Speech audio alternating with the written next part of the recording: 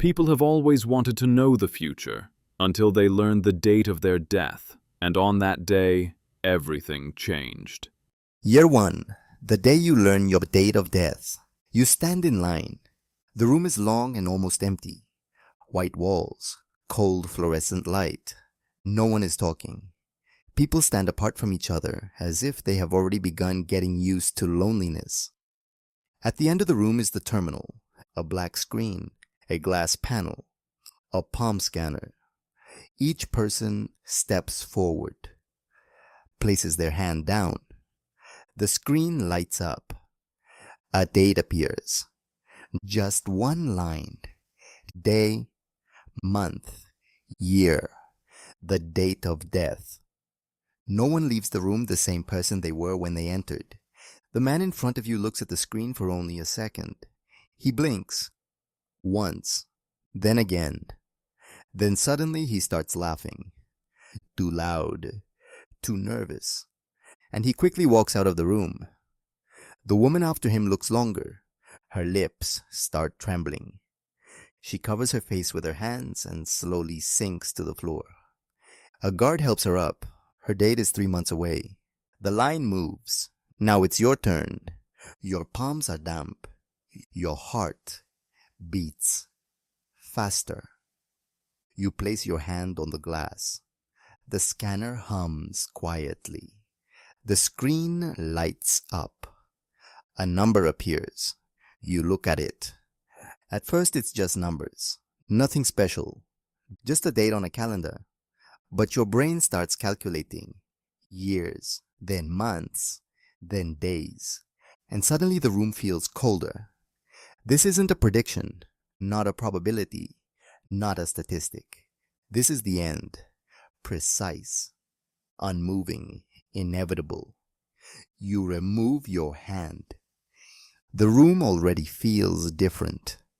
People around you stare at their screens. Some cry. Some remain silent. One man stands completely still, as if someone switched him off. Outside, everything looks the same. Cars move. Traffic lights change. People walk to work. But now you know, every single one of them has a date, an exact day, an exact year, when they will be gone. And the strangest part is, everyone keeps living. Year 5. The new rules of childhood. You sit in a classroom. On the board it says, Group A, 80 plus years. Group B, 50 to 80. Group C, less than 50. The children already know their dates. It's the first thing a person learns in this new world. Schools changed quickly. Education is now an investment of time. Teachers explain it calmly. If you have 90 years ahead of you, you're taught long-term planning. If you have 40, you're trained for faster careers. If you have less than 25, no one says it out loud. But your programs are short, very short. During recess, kids talk about their dates the way they once talked about birthdays. Mine is 87. Mine is 62. Mine is 34. Sometimes someone says quietly, mine is 19. After that, the conversation usually ends. Teachers try to treat everyone the same, but you see the difference. They smile longer at the kids with long futures, and they look a little softer at those who don't have much time left. One day a boy from your class doesn't come to school. The teacher pauses beside his empty desk. She looks at the list, then simply continues the lesson. No one asks. Everyone knows. His date was today. Age 18. The future becomes a calculation. You sit in a university office. Across from you is a counselor.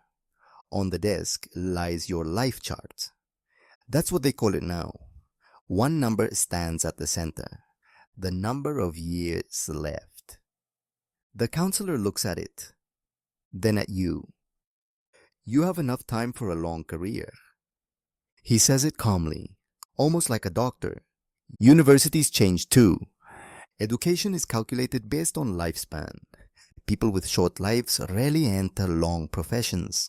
No one wants to study for 10 years for a career that ends in 12. Some choose fast money, others choose fast pleasure.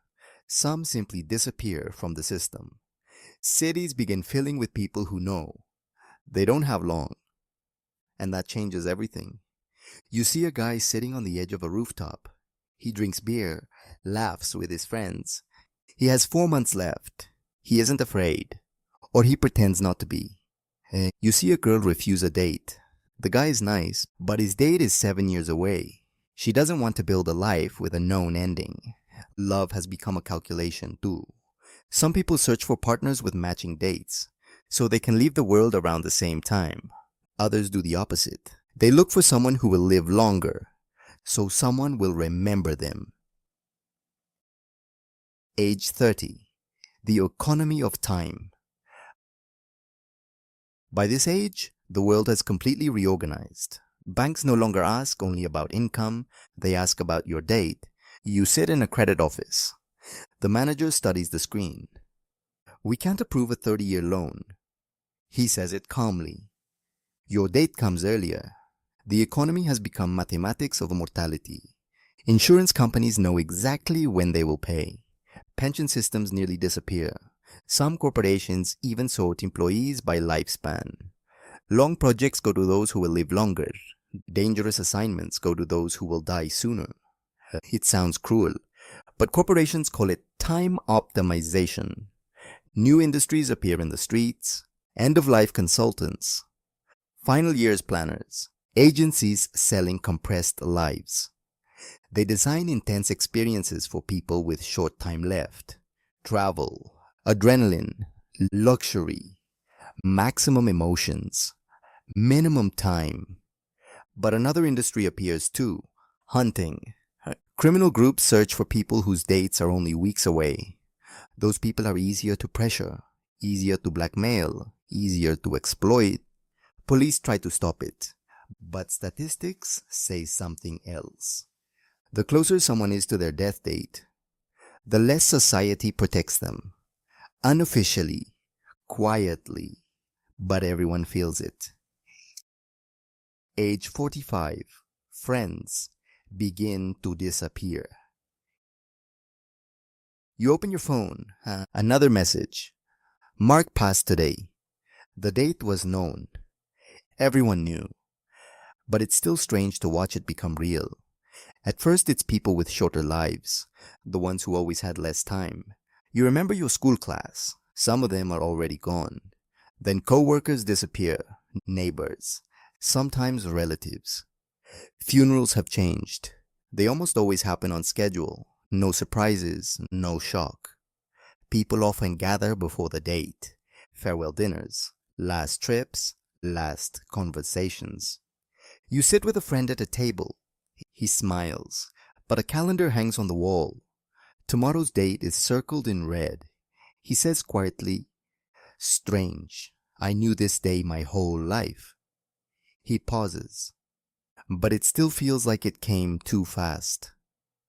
No one knows what to say, so you sit, drink, laugh, louder than usual, as if you're trying to drown out the sound of time ticking.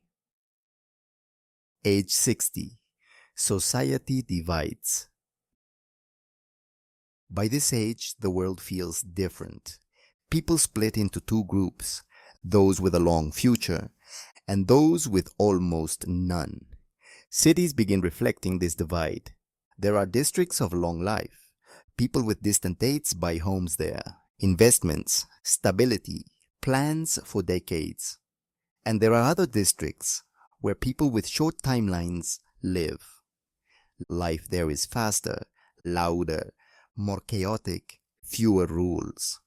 Because rules only make sense when there is a future, and some people barely have one. Governments change too. Politicians with short lives are rarely elected. No one wants a president who will die in 5 years. But sometimes movements appear. People with short timelines unite. They ask, why should we live by the laws of people who will be here for 50 years? Sometimes it becomes protest, sometimes riots. Because when someone has little time left, Fear of consequences fades. The final year, the countdown. You wake up, you look at the date. Now it's this year. It feels strange. Your whole life, it was somewhere far away. A dot on the horizon. Now it's close. People start treating you differently. Some become kinder. Others slowly drift away. It's hard for them to stay close to someone who will soon disappear. At work, they give you fewer tasks. Unofficially. It just happens. You notice people sometimes look at you longer, as if trying to memorize your face. Some ask quietly, "Are you afraid?" You don't always know the answer. Sometimes yes, sometimes no. Sometimes you're simply tired of thinking about it. You start noticing small things, the smell of rain, the sound of leaves in the wind, the warmth of sunlight on your skin. Little moments you once ignored. Because now every day feels like it matters, even if there are still months left. The final day. You wake up early. The clock shows the time. You know the exact second. Everyone does. It has been in the system since the beginning. Some people spend this day alone. Others gather friends and family. You simply walk outside. The city lives as usual. Cars pass. People hurry to work. Some of them will also die today. You pass a cafe. Someone laughs. Someone argues on the phone. Someone plans a vacation 5 years from now. It's strange watching people who still have time. You sit on a bench. Look up at the sky. No drama. No signs. The world doesn't change. The clock keeps ticking. You remember your life. Not all of it. Just fragments. The schoolyard. Your first job. Your friend's face at that last dinner. Small scenes, like frames from a film. Time moves closer. Seconds grow louder. Strangely, the fear is almost gone. Because your whole life you knew this moment. It was always part of you. You look at the clock. Less than a minute left. People walk past. No one knows what is happening inside you. And suddenly, you realize something strange. In this world, everyone knows the day they will die. But no one knows how their life will unfold, who they will meet, what they will feel, what they will manage to do. The date was only the frame, everything inside it. You filled yourself. The clock reaches the final seconds. You always knew the exact second. Now the clock shows it.